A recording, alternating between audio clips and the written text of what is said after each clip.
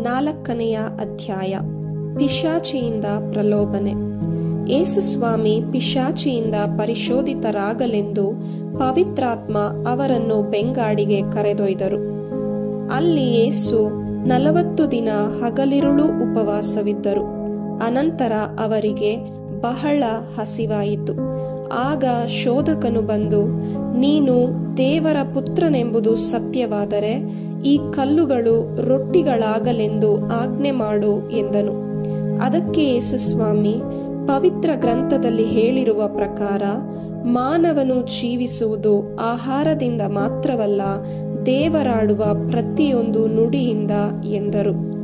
ಬಳಿಕ ಪಿಶಾಚಿ ಅವರನ್ನು ಪವಿತ್ರ ನಗರಕ್ಕೆ, ಅಂದರೆ ಜೆರುಸಲೇಮಿಗೆ ಕರೆದೊಯ್ದು ಮಹಾದೇವಾಲಯದ ಗೋಪುರದ ತುದಿಯ ಮೇಲೆ ನಿಲ್ಲಿಸಿ, ನೀನು ದೇವರ ಪುತ್ರನೆಂಬುದು ಸತ್ಯವಾದರೆ ಕೆಳಕ್ಕೆ ಧುಮುಕು, ಏಕೆಂದರೆ ಪವಿತ್ರ ಗ್ರಂಥದಲ್ಲಿ ಬರೆದಿರುವ ಪ್ರಕಾರ ದೇವರೇ ತಮ್ಮ ದೂತರಿಗೆ ಆಜ್ಞೆ ಮಾಡುವರು ಮತ್ತು ಇವರು ನಿನ್ನ ಕಾಲುಗಳು ಕಲ್ಲುಗಳಿಗೆ ತಾಕದಂತೆ ನಿನ್ನನ್ನು ಕೈಗಳಲ್ಲಿ ಆತುಕೊಳ್ಳುವರು ಎಂದಿತು. ಅದಕ್ಕೆ ಯೇಸು, ನಿನ್ನ ದೇವರು ಸರ್ವೇಶ್ವರ, ನೀನು ಅವರನ್ನು ಪರೀಕ್ಷಿಸಬಾರದು ಎಂದೂ ಸಹ ಪವಿತ್ರ ಗ್ರಂಥದಲ್ಲಿ ಬರೆದಿದೆ ಎಂದರು. ಅನಂತರ ಪಿಶಾಚಿ ಯೇಸುವನ್ನು ಬಹಳ ಎತ್ತರವಾದ ಬೆಟ್ಟಕ್ಕೆ ಕೊಂಡೊಯ್ದು ಪ್ರಪಂಚದ ಎಲ್ಲಾ ರಾಜ್ಯಗಳನ್ನು ಅವುಗಳ ವೈಭವವನ್ನೂ ತೋರಿಸಿತು. ನೀವು ನನಗೆ ಅಡ್ಡ ಬಿದ್ದು ಆರಾಧಿಸುವೆಯಾದರೆ ಇವೆಲ್ಲವನ್ನು ನಿನಗೆ ಕೊಡಬಲ್ಲೆ ಎಂದಿತು. ಅದಕ್ಕೆ ಪ್ರತ್ಯುತ್ತರವಾಗಿ ಯೇಸು, ಸೈತಾನನೇ ತೊಲಗು, ನಿನ್ನ ದೇವರಾದ ಸರ್ವೇಶ್ವರನನ್ನು ಆರಾಧಿಸು, ಅವರೊಬ್ಬರಿಗೇ ಸೇವೆ ಸಲ್ಲಿಸು ಎಂದೂ ಪವಿತ್ರ ಗ್ರಂಥದಲ್ಲಿ ಬರೆದಿದೆ ಎಂದರು.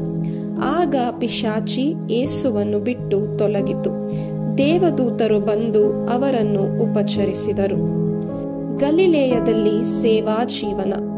ಯೋವಾನನು ಬಂಧಿತನಾದನೆಂದು ಯೇಸುಸ್ವಾಮಿ ಕೇಳಿ ಆ ಪ್ರಾಂತ್ಯವನ್ನು ಬಿಟ್ಟು ಗಲಿಲೇಯಕ್ಕೆ ಹೊರಟು ಹೋದರು. ನಜರೇತ್ ಊರಿನಲ್ಲಿ ತಂಗದೆ ಗಲಿಲೇಯ ಸರೋವರದ ಸಮೀಪದಲ್ಲಿರುವ ಕಫರ್ನಹೂಮ್ ಎಂಬ ಊರಿನಲ್ಲಿ ವಾಸ ಮಾಡಿದರು. ಇದು ಜೆಬುಲೋನ್ ಹಾಗೂ ನೆಫ್ತಾಲೀಮ್ ನಾಡುಗಳ ಸರಹದ್ದಿನಲ್ಲಿದೆ. ಹೀಗೆ ಜೆಬುಲೋನ್ ನಾಡೆ, ನೆಫ್ತಾಲೀಮ್ ನಾಡೆ, ಸರೋವರದ ಹತ್ತಿರವಿರುವ ಹಾದಿ ಬೀದಿಯೇ, ಜೋರ್ಡಾನಿನ ಹೊರವಲಯವೇ, ಕಾರ್ಗತ್ತಲಲ್ಲಿ ವಾಸಿಸುವವರಿಗೆ ದಿವ್ಯ ಜ್ಯೋತಿಯೊಂದು ಕಾಣಿಸಿತು. ಮರಣ ಛಾಯೆ ಕವಿದ ನಾಡಿಗರಿಗೆ ಅರುಣೋದಯವಾಯಿತು ಎಂದು ನುಡಿದ ಪ್ರವಾದಿ ಯೆಶಾಯನ ವಚನಗಳು ಈಡೇರಿದವು. ಅಂದಿನಿಂದ ಯೇಸು, ಪಶ್ಚಾತ್ತಾಪ ಪಟ್ಟು ಪಾಪಕ್ಕೆ ವಿಮುಖರಾಗಿರಿ, ದೇವರಿಗೆ ಅಭಿಮುಖರಾಗಿರಿ, ಸ್ವರ್ಗ ಸಾಮ್ರಾಜ್ಯ ಸಮೀಪಿಸಿತು ಎಂಬ ಸಂದೇಶವನ್ನು ಬೋಧಿಸತೊಡಗಿದರು. ಪ್ರಥಮ ಶಿಷ್ಯರ ಆಯ್ಕೆ.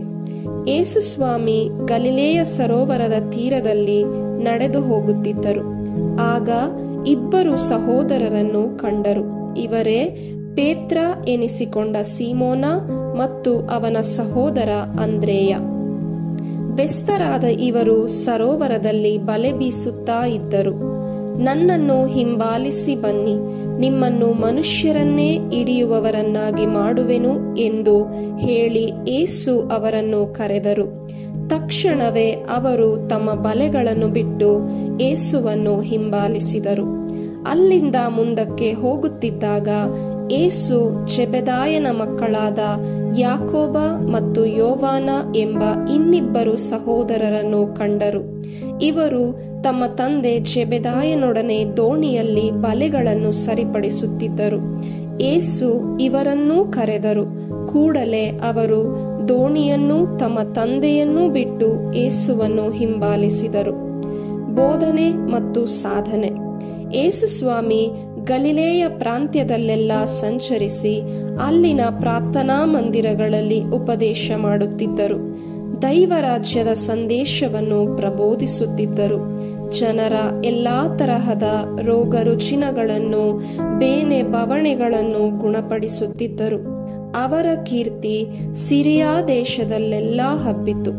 ದೆವ್ವ ಹಿಡಿದವರನ್ನು, ಮೂರ್ಛಾ ರೋಗಿಗಳನ್ನು, ಪಾರ್ಶ್ವವಾಯು ಪೀಡಿತರನ್ನು, ನಾನಾ ತರಹದ ವ್ಯಾಧಿ ಹಾಗೂ ವೇದನೆಯಿಂದ ನರಳುತ್ತಿದ್ದ ಎಲ್ಲಾ ರೋಗಿಗಳನ್ನು ಅವರ ಬಳಿಗೆ ಕರೆತಂದರು. ಯೇಸು ಅವರೆಲ್ಲರನ್ನೂ ಸ್ವಸ್ಥಪಡಿಸಿದರು. ಗಲಿಲೇಯ, ದೆಕಪೊಲಿ, ಜೆರುಸಲೇಮ್, ಜುದೇಯ ಎಂಬ ಸ್ಥಳಗಳಿಂದಲೂ ಜೋರ್ಡಾನ್ ನದಿಯ ಆಚೆ ಕಡೆಯಿಂದಲೂ ಜನರು ತಂಡೋಪತಂಡವಾಗಿ ಬಂದು ಯೇಸುವನ್ನು ಹಿಂಬಾಲಿಸಿದರು.